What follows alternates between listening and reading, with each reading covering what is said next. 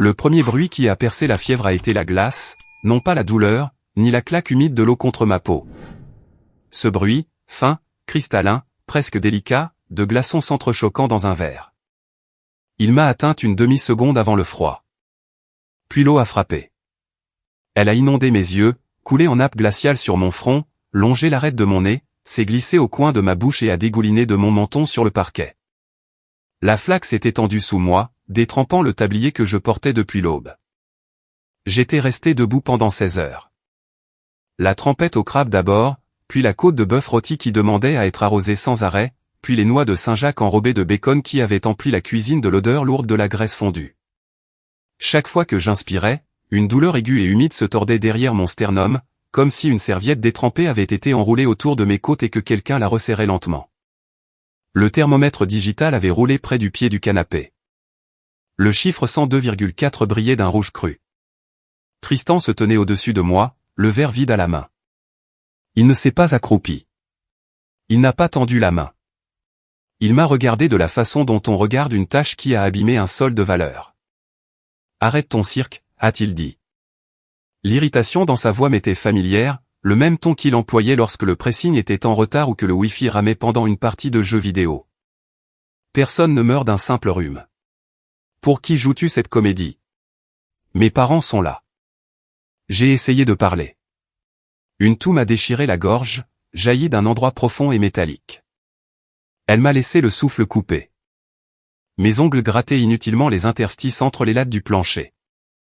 Je n'arrivais pas à me relever. Depuis la table de la salle à manger officielle, la voix de Gloria résonnait, éclatante de satisfaction. Elle emballait les meilleurs morceaux de rôti dans des boîtes Tupperware, se plaignant à la cantonade de la maladresse et de la lenteur exaspérante de sa belle-fille pour les tâches ménagères ordinaires. Raymond, le visage rougi par le bourbon haut de gamme qu'il s'enfilait depuis le milieu de l'après-midi, s'est levé de table sans même prendre la peine de débarrasser son verre. Dans le salon, Tristan riait devant un match universitaire avec 2 de ses cousins. Quand l'un d'eux a fait remarquer qu'il avait de la chance d'avoir une femme aussi travailleuse, Tristan a poussé un petit rire méprisant. Les jours normaux, elle ne lève pas le petit doigt dans la maison. Les jours de fête, il faut bien qu'elle mérite sa place. Ces mots étaient restés plantés sous mon sternum toute la soirée, pareils à des lames minuscules et précises. Mais ce n'est pas la rancœur qui m'a finalement fait m'effondrer sur le sol. C'était la fièvre qui montait par vagues, les frissons violents qui faisaient claquer mes dents alors même que la sueur ruisselait le long de mon dos, et l'air qui refusait d'atteindre le fond de mes poumons. Je lui avais demandé doucement, puis avec plus d'insistance, de m'emmener aux urgences. Il n'avait jamais levé les yeux de son téléphone. L'eau glacée avait été sa seule réponse. Dans l'entrée, les roulettes d'une valise ont commencé à crisser sur le marbre. Gloria est sortie de la chambre d'amis vêtue d'un manteau de créateur flambant neuf, un foulard en soie de couleur vive négligemment noué autour du cou. Elle a vu la flaque, a plissé le nez et l'a contourné comme s'il s'agissait de quelque chose de contagieux. « Laisse-la », a-t-elle dit à son fils. « On va rater notre vol. » Derrière elle, Raymond est sorti en portant un sac en papier alourdi de bouteilles d'alcool. Il a déclaré avec une indifférence absolue que la circulation serait complètement bloquée sur la FDR en direction de Juevka et qu'il fallait bouger. J'ai levé la tête. Tout vacillait. Tristan a glissé leurs pièces d'identité dans la poche intérieure de sa veste et a empoigné la poignée de la valise. Ce même bagage que je lui avais acheté avec ma prime annuelle d'entreprise après qu'il m'eut envoyé une photo de son vieux sac de sport défoncé accompagné d'un simple message disant à l'aide. J'ai murmuré le mot « hôpital » une dernière fois. Il s'est arrêté, m'a toisé de la tête aux pieds avec un agacement pur. Mes parents ont pris l'avion jusqu'à New York pour les fêtes. J'ai tout organisé pour Aspen. Et toi, tu as le culot de gâcher l'ambiance avec tes simagrées. Gloria l'a soutenu sans hésiter. Patty, une vraie épouse laisse la maison impeccable après une fête avant même d'envisager de se reposer. Il ne faut pas choyer cette fille. Si tu fais ça, toute la famille finira par marcher à sa baguette. Mes doigts tremblaient sur le sol mouillé. J'ai tenté d'attraper le rebord du canapé. Ma peau m'a glissé. Une douleur vive m'a transpercé la base des poumons. J'ai mordu ma lèvre assez fort pour sentir le goût du sang afin qu'aucun son ne m'échappe devant eux. Tristan a enjambé mes jambes comme on enjambe un vieux meuble dont on veut se débarrasser. Il a changé de chaussure près de la porte. Sa voix était monocorde. Le ton employé pour donner des ordres aux employés. Lève-toi, passe la serpillière et fais en sorte que tout l'appartement brille à notre retour. Si je te retrouve encore dans cet état quand je ramènerai mes parents, nous aurons une discussion très brève et très désagréable. Gloria, déjà sur le palier, s'est retournée pour ajouter que je devais ranger tous les restes de nourriture au réfrigérateur afin que rien ne se gâte avant leur retour. La serrure électronique a bipé. Leurs pas se sont éloignés dans le couloir. Quelques secondes plus tard, le rire joyeux de Tristan a fait écho dans le couloir alors qu'il se vantait d'avoir accès au salon d'aéroport de luxe. La lourde porte a claqué. Le peine dormant s'est mis en place, coupant le pantouse du reste du monde. Le silence s'est déposé comme de la poussière. Je suis resté allongé dans la flaque, fixant les spots encastrés du plafond jusqu'à ce qu'ils se fondent en un unique brouillard blanc. Je n'avais plus la force de pleurer ni de crier. Lentement, dans une agonie silencieuse, j'ai tendu le bras vers la table basse et trouvé mon téléphone. L'écran s'est allumé. Mes doigts mouillés ont fait échouer le lecteur d'empreintes par 2 fois. Au 3e essai, après avoir essuyé ma main sur le bord du tablier, il s'est déverrouillé. J'ai composé le 911. Ma voix s'est brisée dès l'instant où j'ai donné le numéro de l'appartement. L'opératrice m'a dit de rester consciente et m'a demandé s'il y avait des membres de ma famille dans la maison. J'ai regardé l'entrée déserte. Personne, ai-je répondu. Quand les ambulanciers sont arrivés, je sombrais déjà par intermittence dans le délire. Je me souvenais à peine du nombre de fois où l'interphone avait sonné. Ils sont entrés grâce au code de l'immeuble que j'avais réussi à dicter. Une jeune ambulancière s'est agenouillée près de moi, a posé une main gantée sur mon front et a parlé d'une voix soudainement tendue par l'inquiétude, fièvre dangereusement élevée, râle crépitant très inquiétant dans les 2 poumons. Ils m'ont hissé sur le brancard. Tandis qu'ils me faisaient rouler dans le couloir, j'ai aperçu le verre vide toujours posé sur la console. Des gouttes de condensation glissaient le long de ses parois, ressemblant un instant aux empreintes digitales que Tristan avait laissées derrière lui. Les néons fluorescents de la salle d'urgence m'agressaient les yeux. Une aiguille de perfusion est entrée dans la veine sur le dos de ma main. Un liquide froid a commencé à s'écouler lentement dans mon sang.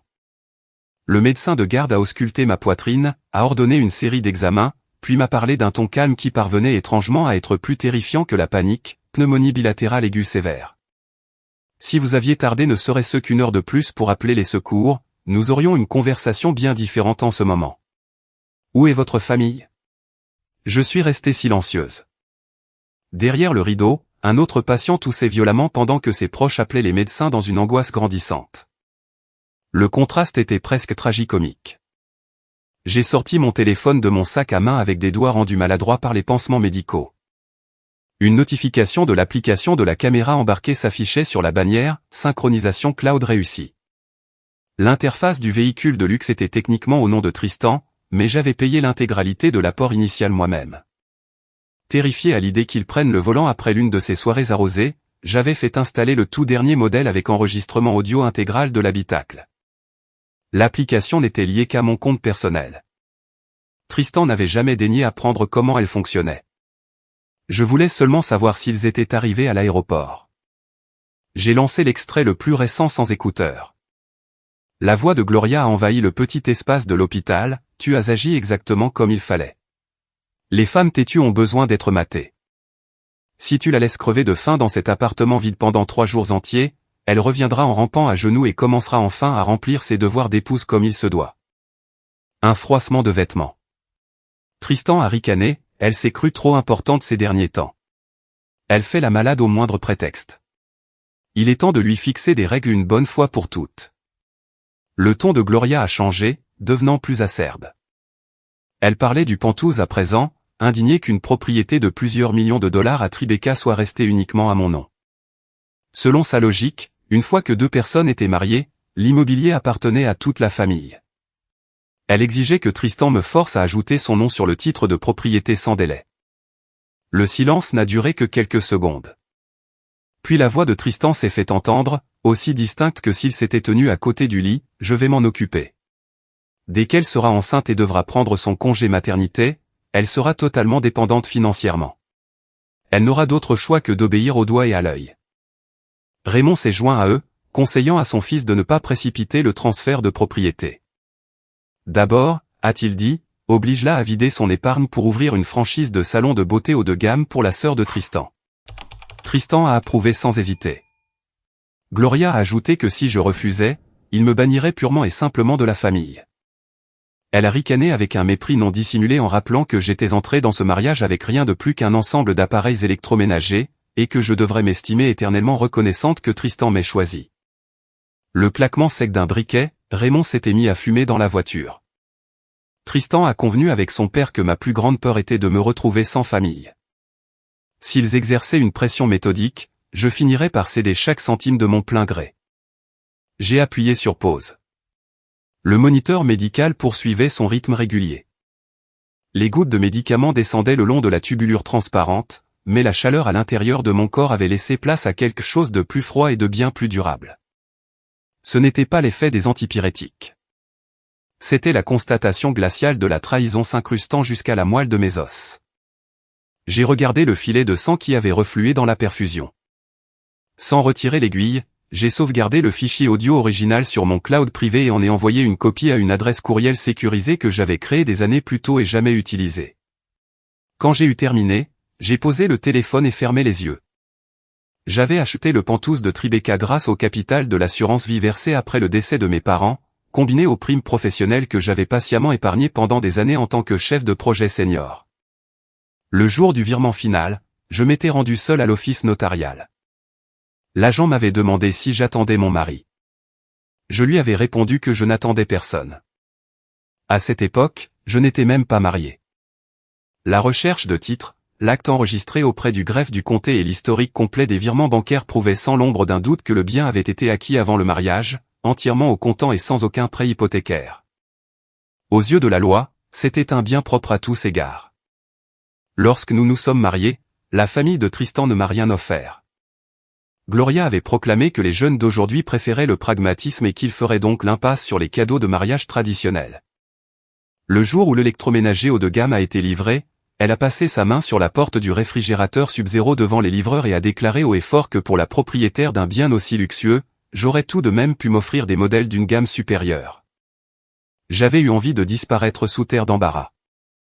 Tristan, les yeux toujours rivés sur son téléphone, m'avait dit de ne pas faire attention à sa mère. Ce n'est que maintenant, allongé sur un lit d'hôpital avec ses fluides coulant dans mes veines, que je comprenais ce qu'avaient réellement été ces instants. Ce n'étaient pas des remarques innocentes. C'étaient les premiers sondages minutieux, des tests pour déterminer exactement jusqu'où ils pouvaient me dépouiller avant que je ne réagisse. L'infirmière est entrée pour changer la poche de perfusion. Elle a remarqué l'extrême pâleur de mon visage et m'a demandé si je ressentais des douleurs dans la poitrine. J'ai secoué la tête et, d'une voix encore rauque de tout, j'ai demandé à parler au médecin de garde. Je devais signer les papiers de sortie. Elle a protesté, disant que je n'étais pas en état de partir. J'ai attrapé mon téléphone et répondu fermement que j'avais des obligations professionnelles urgentes qui ne pouvaient attendre. D'abord, j'ai appelé le bureau pour demander un arrêt maladie immédiat. Adrien, mon supérieur, a perçu la détresse dans ma voix et m'a dit d'oublier tous les projets, de transmettre le certificat médical dès que possible et de me concentrer entièrement sur mon rétablissement. Après avoir raccroché, j'ai fait défiler mes contacts jusqu'à trouver le numéro dont j'avais besoin. Julien a répondu à la 3e sonnerie à l'agent immobilier de prestige spécialisé dans les propriétés de luxe de Manhattan. C'était par son intermédiaire que j'avais acheté le Pantouse des années auparavant. Son nom apparaissait toujours régulièrement dans le groupe privé des résidents de l'immeuble. Il a exprimé sa surprise face à cet appel tardif. J'ai fixé la tubulure transparente reliée à ma main et lui ai dit d'une voix qui sonnait presque sereine que j'avais l'intention de mettre l'appartement en vente. Un long silence s'est installé au bout du fil. Il s'est ressaisi et a commencé à énumérer les arguments habituels, un agencement parfait, les plus belles vues panoramiques de l'immeuble, la valeur des biens qui continuaient de grimper dans ce quartier. Pourquoi vendre un bien d'une telle qualité avec une telle urgence? Je l'ai coupé. Je n'étais pas disposé à attendre. J'offrais un rabais de 20% en dessous de la valeur marchande actuelle, avec une seule condition non négociable, l'acheteur devait régler la totalité de la somme immédiatement, soit au comptant, soit par virement bancaire sécurisé de la Réserve fédérale. Et finaliser la vente aussi vite qu'humainement possible. Dès le lendemain, si cela pouvait être arrangé, je ne retirerais que mes effets personnels. Tous les meubles et appareils partiraient avec moi. L'appartement serait vide et prêt à être occupé sur le champ. Julien m'a demandé si je réalisais qu'un tel rabais attirerait une foule d'acheteurs, mais que l'exigence d'un virement instantané réduirait considérablement le nombre de candidats. Je lui ai répondu que j'avais toute ma tête. J'allais lui envoyer par courriel tous les documents requis dans l'heure. La société de titres et les avocats chargés de la transaction pouvaient préparer les démarches pour le lendemain. Je me présenterai en personne pour signer l'acte. Il a cessé de discuter et a commencé à contacter sa liste de clients très fortunés opérant exclusivement au comptant. Une fois la conversation terminée, je me suis adossé au mince oreiller de l'hôpital. La douleur dans ma poitrine persistait, mais pour la première fois depuis que l'eau glacée avait frappé mon visage, j'avais un plan d'action d'une clarté absolue. J'ai ouvert le stockage cloud sur mon téléphone et compressé le contrat d'achat original, l'ensemble des relevés bancaires et l'acte de propriété enregistré prouvant mon acquisition avant le mariage en une seule archive. Je n'ai pas appelé Tristan. Il ne sert à rien de demander à une personne qui a déjà fait le choix d'enjamber votre corps pourquoi elle a agi ainsi. Cela ne fait que lui donner le temps de préparer sa défense. Le matin est arrivé avec l'appel de Julien. Il avait trouvé un acquéreur, une famille avec une petite fille, qui louait dans le quartier depuis plusieurs années en attendant une opportunité exactement comme celle-ci. En apprenant le prix, ils étaient prêts à virer la compte de garantie immédiatement. Leur seule condition était simple, visiter l'appartement l'après-midi même, transférer la totalité des fonds sous séquestre avant le soir, et signer les documents de clôture le lendemain. Je me suis assise sur le lit, prise d'une quinte de toux si violente que l'infirmière s'est précipitée vers moi. Je l'ai arrêté d'une main levée et dit à Julien que le calendrier proposé était parfait. Ce matin-là, je devais faire appel à une société de déménagement et commencer à vider les lieux. Le médecin de garde a refusé d'autoriser ma sortie. J'ai signé le formulaire de décharge contre avis médical, assumant l'entière responsabilité juridique de ma décision. J'ai avalé les médicaments prescrits, enfilé mon manteau et quitté l'hôpital pour affronter l'air matinal glacial. Mon visage avait la couleur du papier. Mes pas ne vacillaient pas. Lorsque je suis arrivé à l'immeuble, le concierge a remarqué ma mine et s'est enquis de ma santé.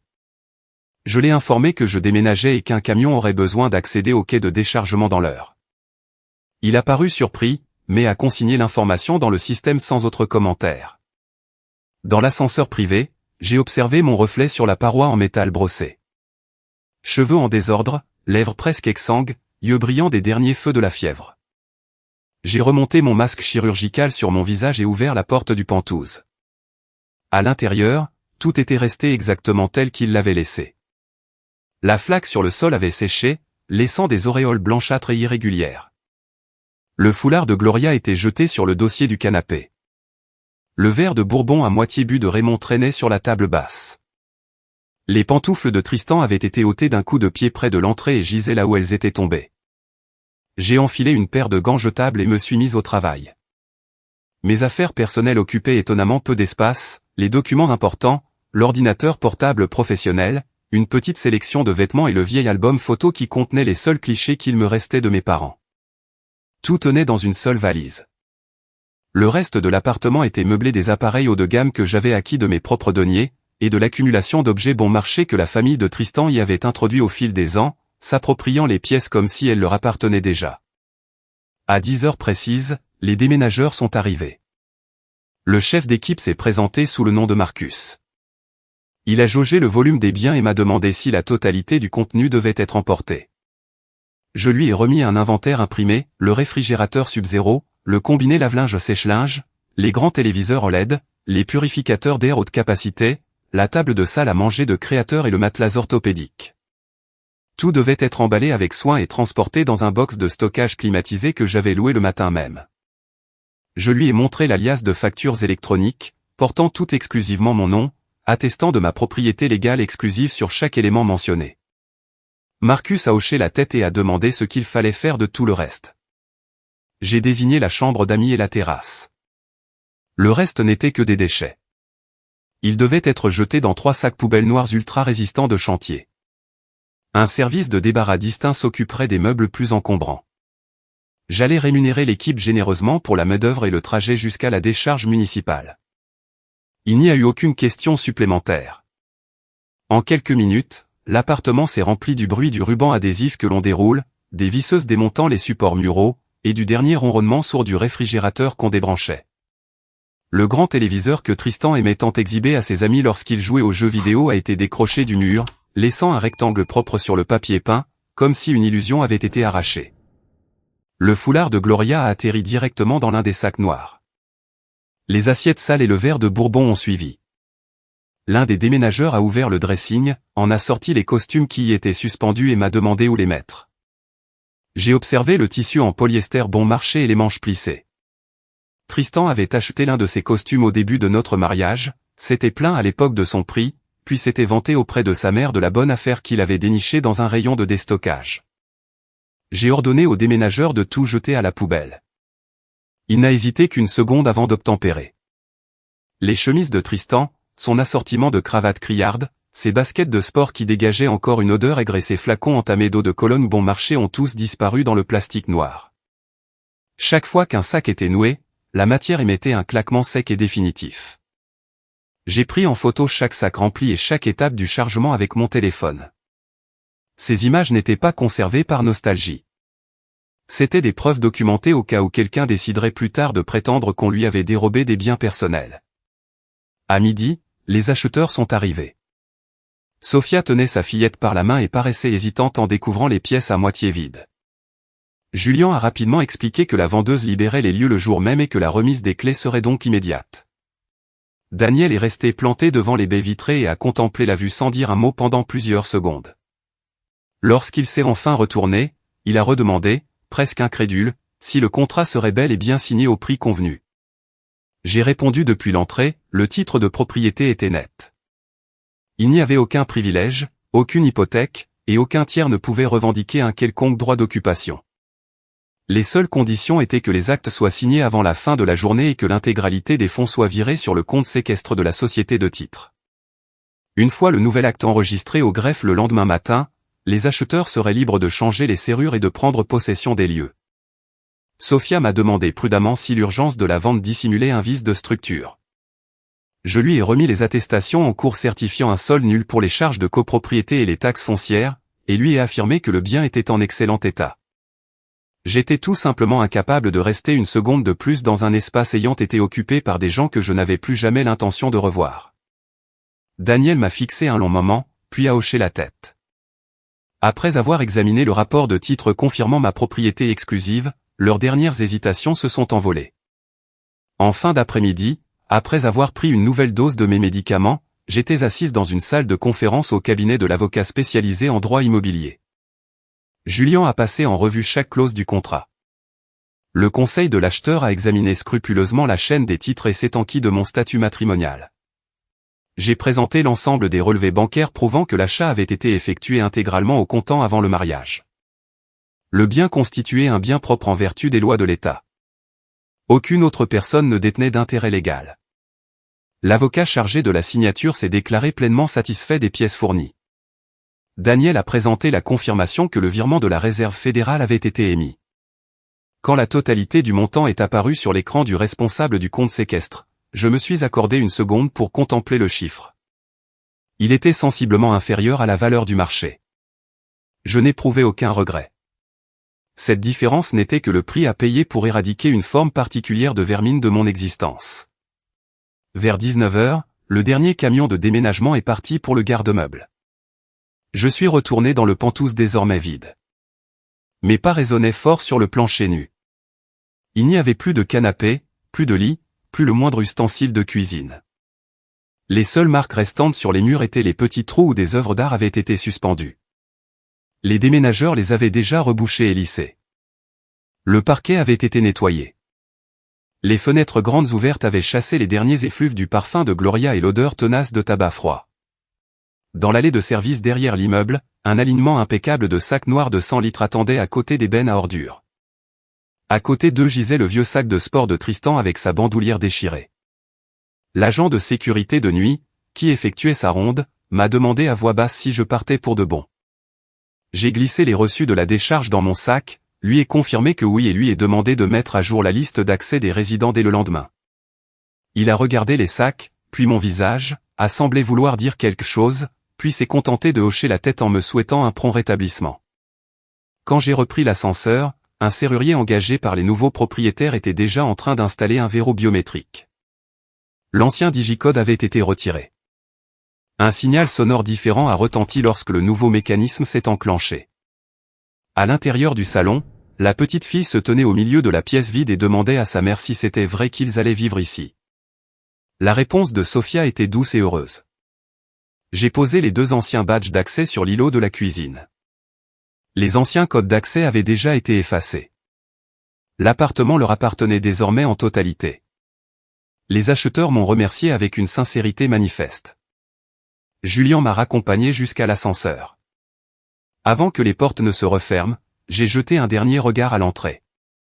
Le numéro d'étage et la désignation du lot restaient les mêmes. Tout le reste n'avait plus aucun lien avec moi. Cet endroit n'avait jamais été un foyer partagé au sens noble du terme. Dans la rue, j'ai hélé un taxi et donné au chauffeur l'adresse d'un hôtel à Midtown. Il a remarqué mon teint blafard dans le rétroviseur et m'a proposé d'augmenter le chauffage. J'ai décliné, appuyé mon front contre la vitre fraîche et fermé les yeux.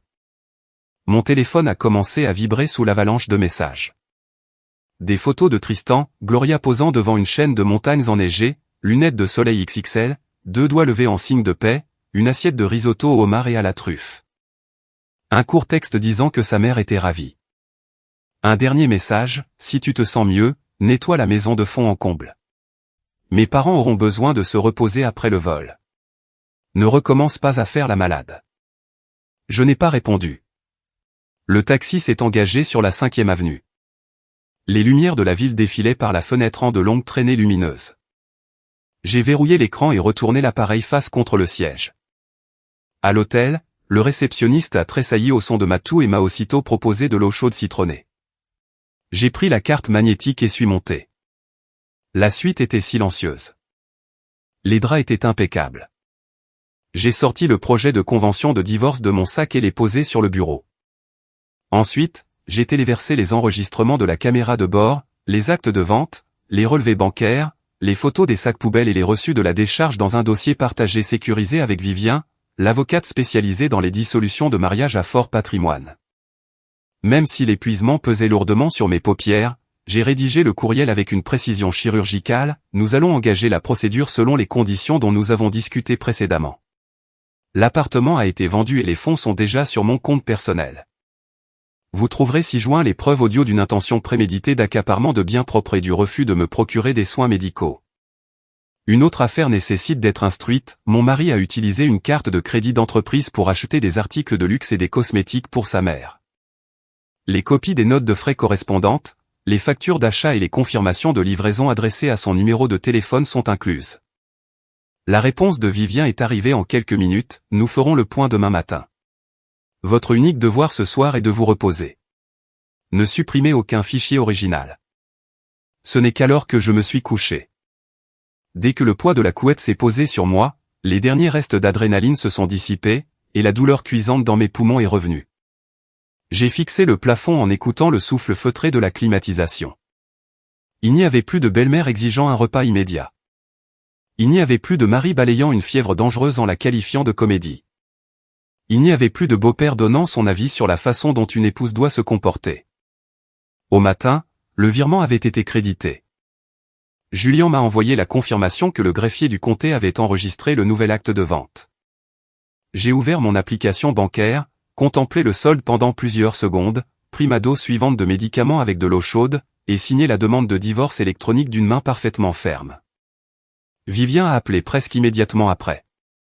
L'assignation est signifiée aujourd'hui à la fois à son adresse déclarée et sur son lieu de travail. Nous pouvons récupérer chaque virement qu'il a effectué depuis le compte joint sous prétexte de dépenses courantes alors que l'argent allait en réalité à sa famille. L'affaire liée à son employeur est distincte et beaucoup plus grave. Êtes-vous certaine de vouloir transmettre ces pièces à sa direction? Les conséquences pour lui pourraient aller jusqu'à des poursuites pénales et la fin définitive de sa carrière. J'ai ouvert l'ordinateur portable. Pendant plus d'1 an, Tristan m'avait délégué la corvée de préparer ses notes de frais professionnels, persuadé que je me contenterais de faire coïncider les totaux sans jamais éplucher chaque ligne. Il s'était lourdement trompé. J'avais conservé des copies PDF complètes de chaque dossier soumis. Un rapport mentionnait un sac à main de $3 500 de chez Berdorf Goodman, justifié comme un cadeau de fin d'année pour un client VIP. Le bordereau d'expédition joint indiquait le nom complet de Gloria, son adresse personnelle et son numéro de portable. La facture du séjour au complexe hôtelier d'Aspen avait été présentée comme des frais de réception client pour un voyage d'affaires qui n'avait jamais existé. J'ai répondu à Vivien sans la moindre hésitation, nous n'utiliserons pas ces documents comme moyen de pression. Envoyez l'intégralité du dossier de manière anonyme aux ressources humaines et aux services de sécurité interne de sa société. Je veux que la justice aille jusqu'au bout. Après une courte pause, elle a acquiescé. J'ai soulevé ma tasse de thé. Lorsque Tristan m'avait aspergé d'eau glacée alors que ma température atteignait 102,4 degrés Fahrenheit, il ne s'était nullement soucié du fait que le choc thermique ou l'infection non soignée aurait pu me coûter la vie.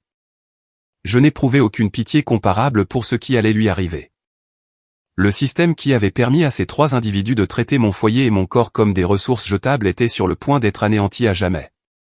3 jours après la signature de la vente, ils sont revenus en ville. La nuit était tombée depuis longtemps. Gloria portait 2 grands sacs de shopping remplis de souvenirs d'Aspen. Le foulard à son cou avait été remplacé par un autre d'un orange plus criard. Raymond tirait une valise et se grattait le visage rougi par les coups de soleil. Tristan marchait quelques pas devant, faisant tournoyer la clé de la voiture autour de son doigt en pestant contre le tarif du parking longue durée de l'aéroport. Gloria a pris la parole en entrant dans le hall, dès qu'on arrive en haut, elle va pouvoir nous préparer un bon bouillon de poulet. Toute cette nourriture de restaurant m'a complètement détruit l'estomac. Tristan a ricané, l'endroit sera étincelant. J'ai laissé des instructions très claires. Une voisine d'un étage inférieur est montée dans l'ascenseur avec eux. Elle a jeté un œil à leurs bagages et leur a demandé s'ils étaient partis en voyage. Gloria a répondu avec une fierté ostentatoire que son fils avait organisé un séjour de luxe à la montagne. La voisine a dévisagé Tristan pendant quelques secondes, semblant prête à parler, puis s'est ravisée et a refixé les portes. L'ascenseur s'est arrêté à leur étage. Tristan s'est avancé vers la porte, a soulevé le cache du digicode et a saisi le code. Un bip d'erreur aiguë a retenti.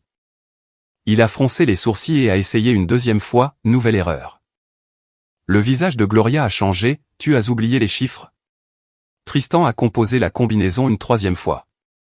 La serrure a réagi en déclenchant une alarme stridente continue. Un voyant rouge s'est mis à clignoter. Raymond a posé lourdement sa valise par terre et a grommelé que j'avais dû changer le code par pure méchanceté. La moutarde est montée au nez de Gloria. Elle a fourré les sacs de course dans les bras de son mari et s'est mise à marteler la porte à 2 points. « Ara, je sais que tu es là-dedans. Ouvre cette porte immédiatement, espèce d'ingrate. » Sa voix résonnait dans tout le couloir. L'œilleton de la porte voisine s'est assombri. Tristan, le visage rouge de honte, a tenté d'écarter sa mère en lui chuchotant que les voisins regardaient. Gloria n'en a eu cure. Elle a donné un coup de pied dans la porte et a hurlé que son fils s'était tué à la tâche pour payer cet appartement et que je n'avais aucun droit de lui refuser l'entrée. Le mécanisme de la serrure s'est déverrouillé avec un déclic. La porte s'est entr'ouverte de quelques centimètres. Tristan s'est redressé, prêt à m'affronter devant les voisins. L'homme qui se tenait dans l'entrebâillement avait une 40aine d'années, portait un t-shirt gris ordinaire et un pantalon de survêtement, son téléphone dans une main. Il a dévisagé le trio avec un agacement manifeste. « Qui êtes-vous ? Et pourquoi faites-vous tout ce boucan devant ma porte ?» La bouche de Gloria s'est ouverte d'étonnement. Tristan s'est figé. À travers l'ouverture, ils ont pu apercevoir le salon, entièrement vidé des meubles qui s'y trouvaient à leur départ. Là où trônait auparavant la grande télévision se trouvait à présent un tapis d'éveil d'enfants aux couleurs vives.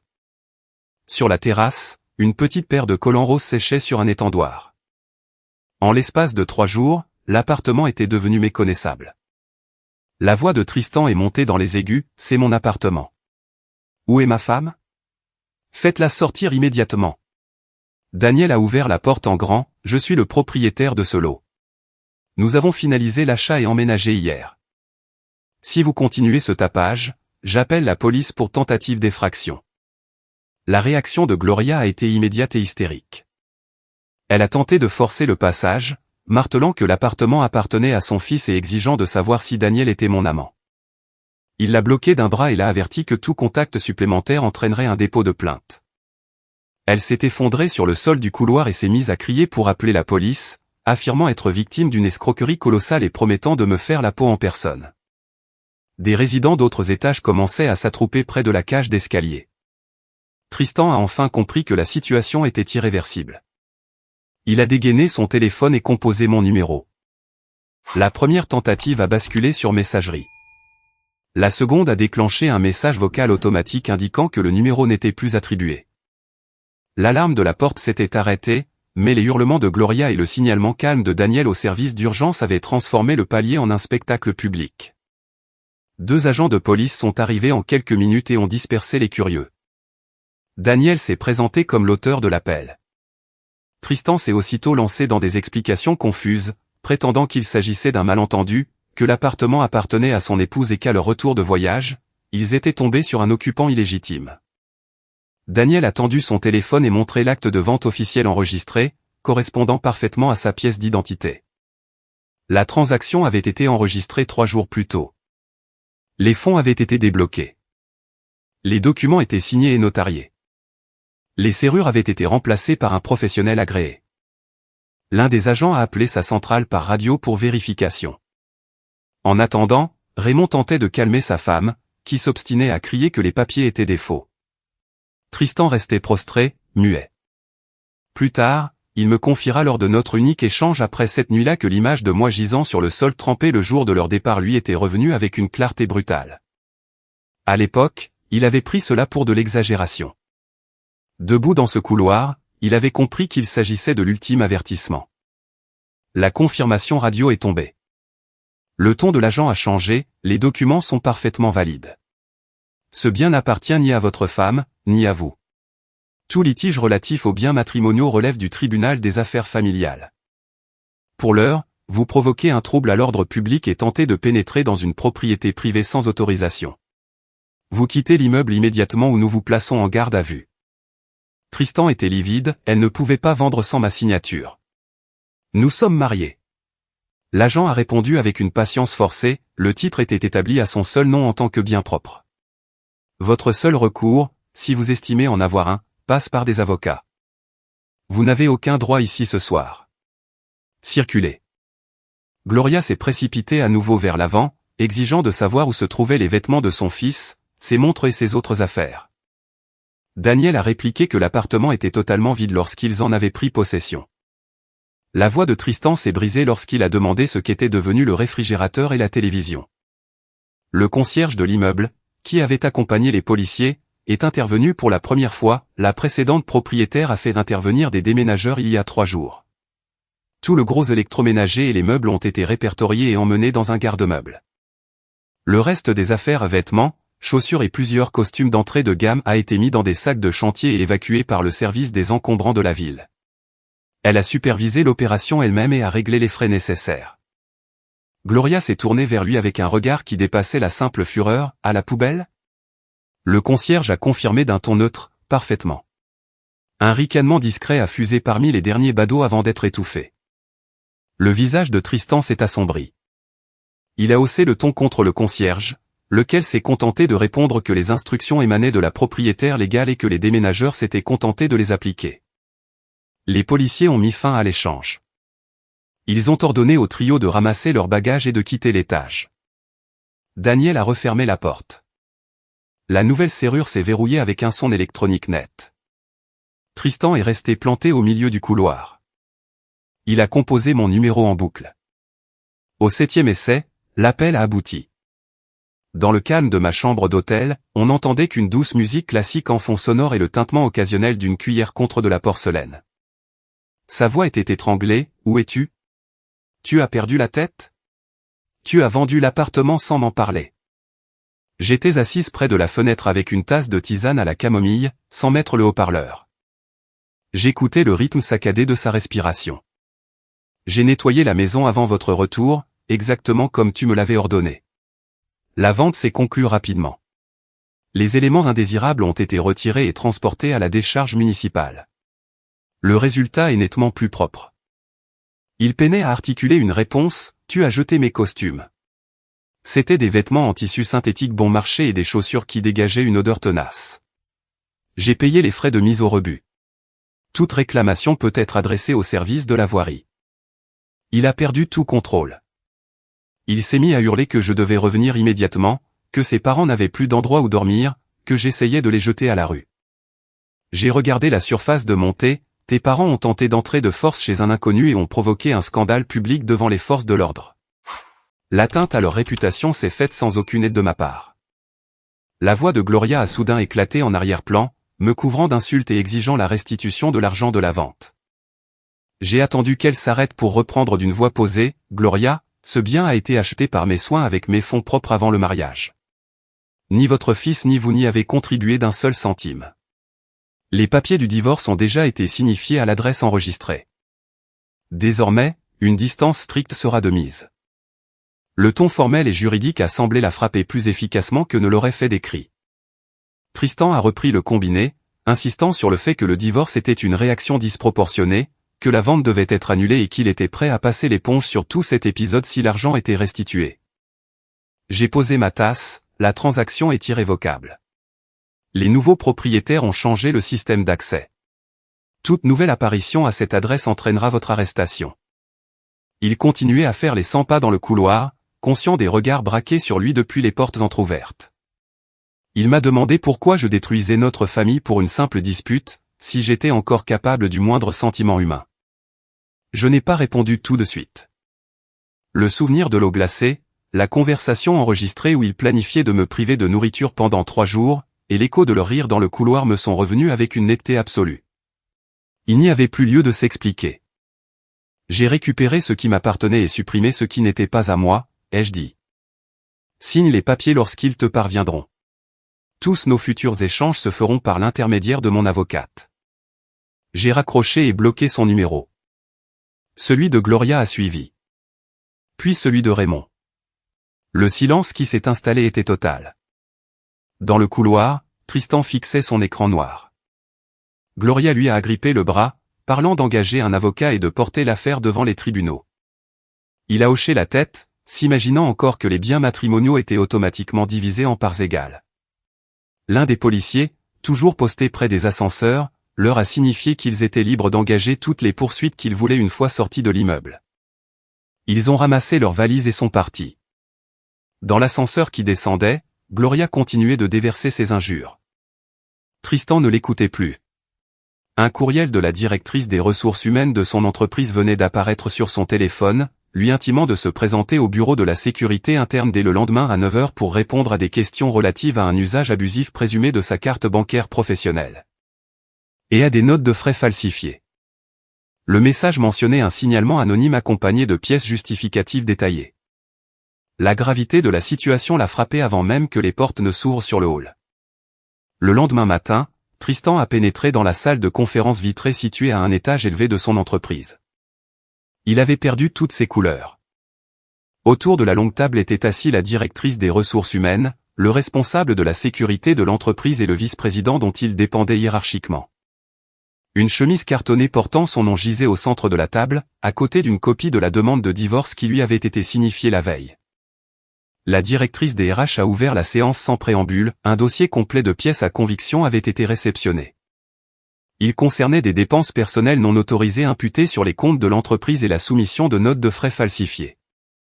La première réaction de Tristan a été d'affirmer que ces documents étaient des faux montés de toutes pièces par une épouse cherchant à obtenir l'avantage dans une procédure de divorce. Le chef de la sécurité a disposé une série de copies couleur sur la table. L'une d'elles montrait un reçu de chez Berdorf Goodman pour un sac à main d'une valeur de 3 500 $, enregistré comme un cadeau destiné à un client. Le bordereau de livraison associé indiquait le nom, l'adresse et le numéro de téléphone de Gloria comme destinataire. L'officier de sécurité lui a demandé quel lien commercial existait entre la société et sa mère. Tristan a entrouvert la bouche, incapable d'articuler la moindre réponse cohérente. Le vice-président l'observait avec un dégoût non dissimulé.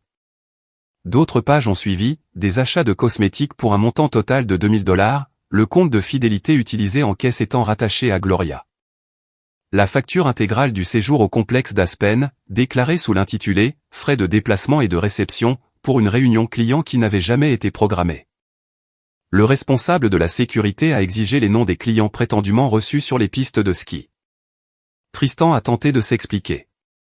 Pourtant, chaque document était étayé par des confirmations de livraison, des captures d'écran et les débits correspondant sur ses comptes personnels. Le faisceau de preuves avait été constitué sur plusieurs mois.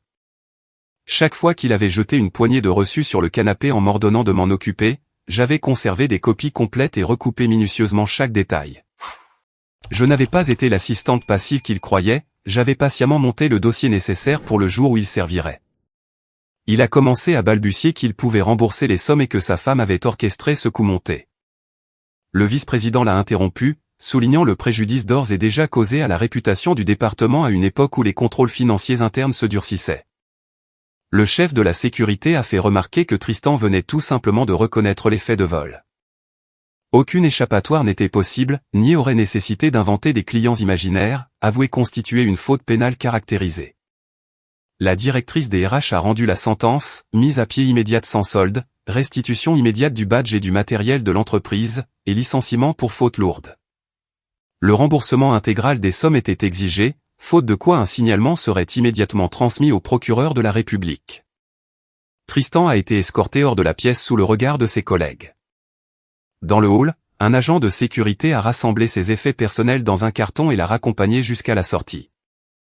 Son reflet dans les portes vitrées renvoyait l'image d'un homme qui ne ressemblait plus en rien à celui qui se vantait avec morgue des salons d'aéroport et des week-ends à la montagne. Au motel où le trio avait pris une chambre, Gloria l'a assailli de questions sur les avocats et les recours possibles. Il a posé le carton par terre et lui a annoncé qu'il venait d'être renvoyé. Le silence de plomb qui a suivi n'a été troublé que par Raymond qui éteignait la télévision. La réaction de Gloria a été fulgurante et furieuse. Elle m'a accusé d'avoir brisé la carrière de son fils et a juré d'aller me confronter à mon bureau dès le lendemain. Tristan l'a prise par les épaules et lui a dit que le sac à main et les produits de beauté devaient être revendus sur le champ s'il voulait avoir la moindre chance de rembourser l'entreprise et d'échapper à la prison. Gloria a reculé avec effroi, soutenant que c'était des cadeaux et qu'on ne pouvait pas la contraindre à s'en défaire. Il lui a crié dessus qu'ils avaient été achetés avec de l'argent volé. Elle s'est effondrée en larmes sur le lit, déversant sa haine contre moi, contre la terre entière, et finalement contre Tristan lui-même. Raymond a allumé une cigarette et lâché qu'il n'avait plus les moyens de payer le motel. Ils allaient devoir rentrer en Virginie occidentale en bus, et le sac finirait au Mont-de-Piété. En l'écoutant, Tristan a éprouvé ce qu'il décrira plus tard comme de l'écœurement plutôt que de la compassion. Par le passé, ses larmes à elle obtenaient invariablement un règlement discret grâce à ma carte bancaire. Cet automatisme n'existait plus. J'avais déjà déposé une main courante documentant les faits de harcèlement et les menaces, pièces jointes à l'appui, les enregistrements de la caméra de bord, le compte-rendu d'hospitalisation et le rapport de police dressé à l'appartement. Une ordonnance de protection temporaire avait été émise, fait inhabituel dans le cadre d'un divorce standard, mais accordée grâce à la solidité du dossier et à l'acharnement de mon avocate. La notification a été signifiée à Tristan et à ses parents. Le lendemain après-midi, je terminais une présentation devant un groupe d'investisseurs.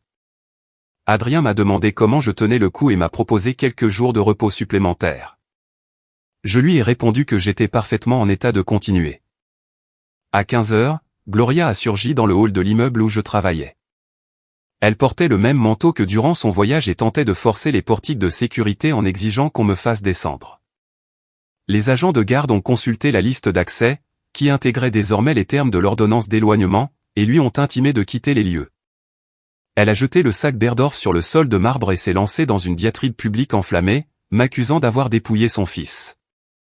Je suis sorti de l'ascenseur aux côtés du responsable de la sécurité du bâtiment. J'ai déclaré d'une voix intelligible pour toutes les personnes présentes dans le hall qu'elle violait une décision de justice lui interdisant d'approcher de mon lieu de travail. Elle a frappé contre la paroi en plexiglas en continuant de crier que je leur avais tout pris et les avais laissés sans toit. Je me suis tourné vers la sécurité pour demander l'intervention de la police pour violation d'une ordonnance de protection et trouble à l'ordre public. Gloria a essayé de rallier à sa cause les employés de bureau qui s'attroupaient, prétendant que j'avais orchestré une longue tromperie. J'ai répondu avec le même calme mesuré, l'appartement avait été acquis avec mes fonds personnels avant le mariage, son fils n'y avait jamais contribué. Et il avait été licencié la veille pour avoir détourné l'argent de sa société afin de payer le sac qui gisait à présent par terre en le faisant passer pour un cadeau client. Le hall s'est figé dans un silence absolu. Gloria a ramassé le sac et l'a serré contre elle, confirmant implicitement la véracité de mes propos. Les policiers sont arrivés, n'ont prêté aucune attention à ses plaintes sur sa santé fragile, et lui ont passé les menottes. Je l'ai regardé se faire évacuer.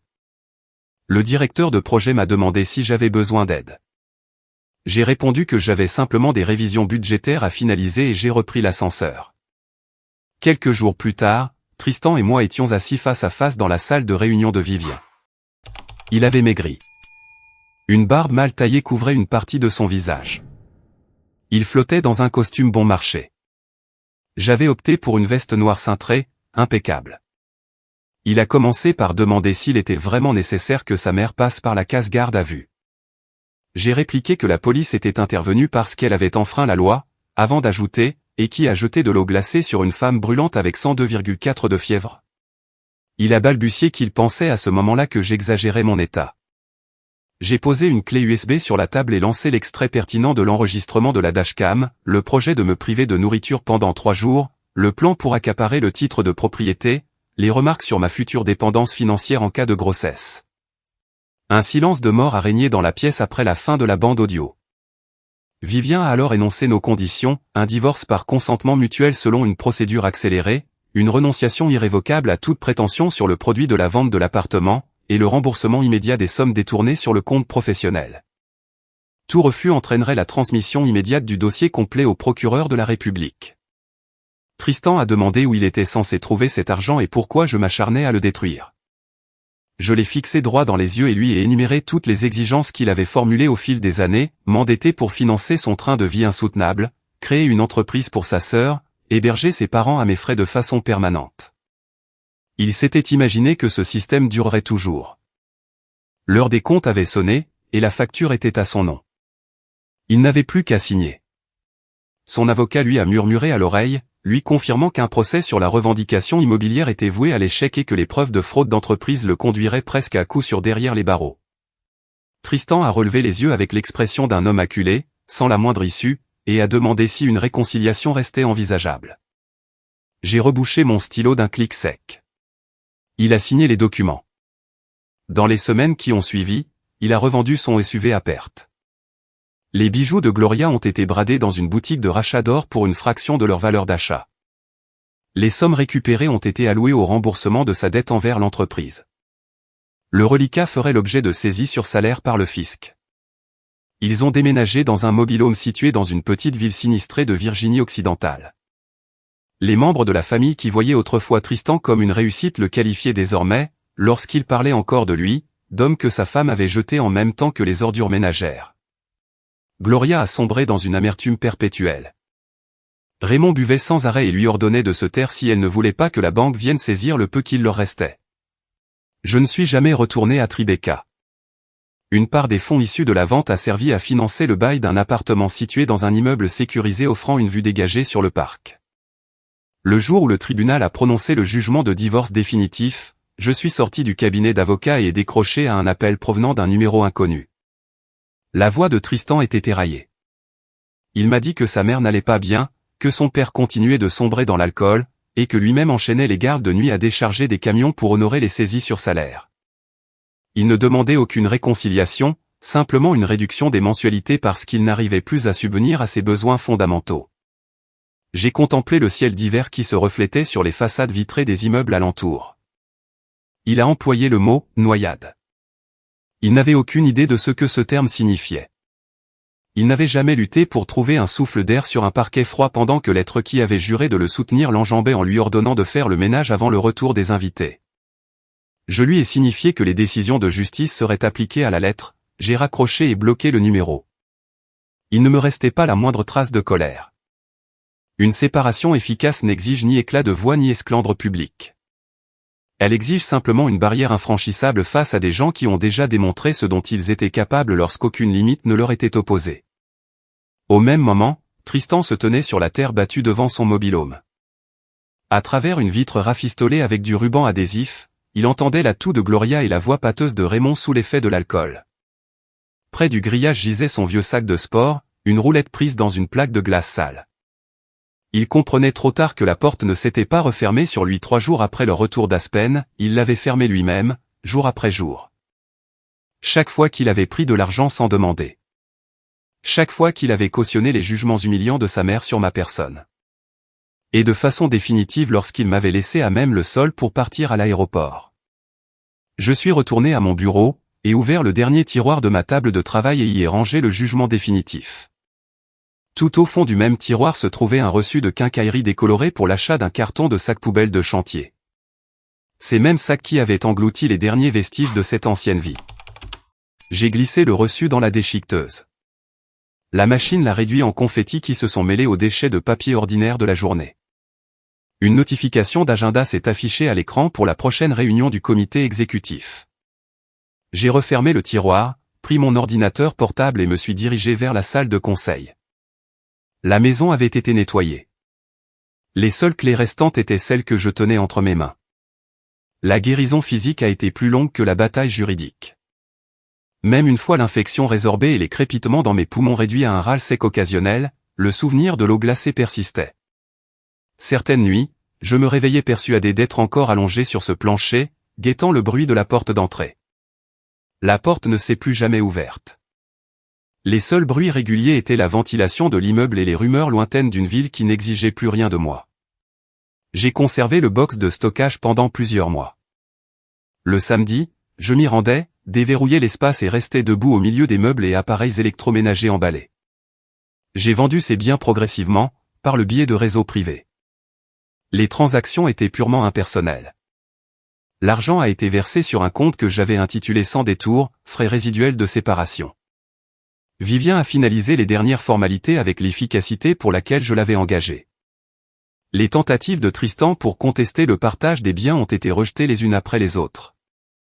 Le juge a examiné les retranscriptions audio, le dossier médical, la sortie contre-avis médical et les photos des biens mis au rebut, puis a paraphé les ordonnances définitives, les biens propres restaient des biens propres. La restitution des fonds prélevés sur le compte joint a été ordonnée. L'ordonnance de protection a été transformée en injonction permanente. Je n'ai plus eu aucun contact direct avec Gloria ou Raymond après l'incident dans le hall. Les échos indirects rapportaient qu'il s'était terré en Virginie occidentale. Le sac avait été mis en gage. Les cosmétiques avaient été bradés pour une bouchée de pain. Gloria s'était murée dans un silence lourd de rancœur. Raymond continuait de boire. Tristan passait d'un emploi manuel à un autre tandis que les saisies sur salaire s'enchaînaient sans interruption. Certaines nuits, quand la lueur venue du parc dessinait des ombres sur le plafond, je me revoyais à l'instant précis où j'avais mis en pause l'enregistrement de la caméra embarquée. Le passage de la chaleur au froid avait été instantané et sans retour. Je m'étais attendu à ressentir un sentiment de victoire quand les fonds avaient été débloqués, quand les nouvelles serrures s'étaient enclenchées, quand les appels de Tristan étaient restés sans réponse. Ce qui m'a envahi à la place, c'était simplement de l'espace. La disparition d'un fardeau qui m'avait écrasé pendant des années. Le travail a absorbé mon temps disponible. Adrien a remarqué mon regain de productivité et ma concentration. 6 mois après le jugement, il m'a proposé une promotion assortie d'un bureau d'angle offrant une vue sur la même ligne d'horizon que celle que j'admirais jadis depuis les fenêtres de Tribeca. La différence tenait dans la possession, cette vue ne dépendait de personne d'autre. Une nouvelle analyste m'a demandé un après-midi si j'avais toujours travaillé avec une telle intensité. Je l'ai regardé, si jeune dans sa carrière, encore épargné par certaines vérités de l'existence, et j'ai failli lui décrire le son de la glace contre le verre. La sensation de liquide dans les poumons et cette clarté si singulière qui surgit lorsqu'on comprend que l'on a été abandonné à la mort par ceux qui prétendaient former notre famille. Je me suis contenté de lui répondre, quand on a vu à quelle vitesse tout peut disparaître, on cesse de laisser les portes déverrouillées. Elle a hoché la tête, sans comprendre. J'ai préféré qu'elle reste dans cette innocence. 1 an après les ordonnances définitives, une lettre est arrivée par le biais du cabinet de Vivien. Elle ne portait aucune adresse d'expéditeur et ne contenait qu'une seule photographie, Tristan debout devant son mobil-home, amaigri, vieilli, le regard éteint. Au verso, d'une écriture que je reconnaissais encore, figuraient ces quelques mots, « J'ai enfin compris ». J'ai contemplé l'image un instant, puis je l'ai glissée dans la déchiqueteuse. La machine l'a broyée avec le même bruit d'indifférence qu'elle avait produit pour le reçu de quincaillerie. Je n'ai envoyé aucune réponse. Il n'y en avait aucune à donner. Le nouvel appartement s'est peuplé des repères ordinaires d'une vie vécue seule par choix, des tableaux choisis sans consulter personne, des meubles vierges de toute dispute passée, une cuisine utilisée uniquement lorsque j'en avais envie. Certains week-ends, des collègues venaient dîner. Nous parlions des marchés, de voyages, de sujets légers qui n'exigeaient aucun passé en commun. D'autres week-ends, les pièces restaient calmes. Je m'asseyais avec un livre ou contemplais simplement les saisons défiler sur le parc à travers la vitre. L'album photo de mes parents demeurait sur l'étagère la plus proche du lit. De temps en temps, je l'ouvrais pour suivre du doigt les traits de leur visage, me remémorant le versement de l'assurance vie, ma démarche solitaire jusqu'à l'office notarial, et la certitude inébranlable de signer des actes qu'aucune autre signature ne viendrait altérer. Cette certitude était restée longtemps enfouie sous les exigences des autres. La reconquérir avait nécessité une fièvre qui m'avait mené aux portes de la mort et la fin d'un mariage qui n'aurait jamais dû exister. Le prix avait été lourd, mais il en valait la peine. Pour l'anniversaire de cette nuit où il m'avait abandonné sur le sol, je suis retourné une fois dans cette rue de Tribeca. Je ne suis pas entré dans l'immeuble. Je suis resté sur le trottoir d'en face et j'ai levé les yeux vers les fenêtres qui avaient été les miennes. Une lumière chaleureuse filtrait derrière les vitres. La silhouette d'un enfant est passée. La vie qui habitait désormais ces lieux semblait heureuse. Je n'ai ressenti aucune amertume, seulement le constat qu'un chapitre s'était refermé et qu'un autre avait pris sa place. J'ai repris ma route. 2 ans après l'épisode de l'eau glacée, je me trouvais dans une autre salle de conférence, présentant une opération stratégique appelée à transformer le positionnement de notre société sur le marché. Les chiffres étaient rigoureux. La structure était méthodique. Quand j'ai terminé, le silence qui a suivi était de ceux qui comptent, ce silence qui prouve que l'auditoire a conscience d'avoir assisté à une démonstration irréfutable. Adrien a croisé mon regard et m'a adressé un bref hochement de tête approbateur. Cela suffisait amplement. Ce soir-là, je suis monté seul dans l'ascenseur jusqu'à mon étage. La serrure m'a reconnu. À l'intérieur, les lumières se sont tamisées selon mes préférences. Je me suis servi un verre d'eau à température ambiante et me suis posté devant la baie vitrée. Le téléphone est resté silencieux. Un rappel de calendrier pour un rendez-vous médical dont je n'avais plus besoin s'est affiché, puis je l'ai supprimé. Quelque part dans un autre état, un homme qui avait été mon mari terminait sa journée de travail, le corps brisé de fatigue, son avenir hypothéqué par des saisies judiciaires. Quelque part, sa mère continuait de s'ériger en victime d'un vol imaginaire. Quelque part, son père continuait de noyer son amertume dans l'alcool. Aucun de ces faits ne franchissait le seuil des pièces où je vivais. J'avais cru jadis que la promesse fondamentale du mariage était la présence dans la maladie. J'avais appris à mes dépens que certains préfèrent enjamber un corps gisant sur le sol en qualifiant son agonie de comédie. La leçon avait coûté cher, mais elle avait été comprise pour toujours. J'ai posé mon verre, ouvert mon ordinateur portable et ébauché les objectifs du trimestre suivant. Le curseur clignotait à un rythme régulier. Mes mains étaient stables. L'air entrait et sortait de poumons régénérés bien au-delà de leur capacité passée. Dehors, la ville poursuivait sa course effrénée. À l'intérieur, chaque objet et chaque décision demeurait exactement là où je les avais placés, ordonnés, paisibles et soumis à mon unique autorité. J'ai refermé l'ordinateur au bout d'1 heure, éteint les lumières et me suis endormi. Aucune image de glace, de porte verrouillée ou de voix m'ordonnant de me lever pour nettoyer n'est venue hanter mon sommeil. Au matin, je me lèverais, m'habillerais et reprendrais le cours d'une vie reconstruite sans rien devoir à personne. Aucun second nom ne figurait sur le moindre acte de propriété. Aucune attente étrangère ne pesait sur mes meubles. Aucune voix hostile ne m'attendait dans le couloir. J'avais nettoyé la maison. Puis j'avais refermé la porte de l'extérieur, jeté la clé, et laissé tout cet édifice derrière moi.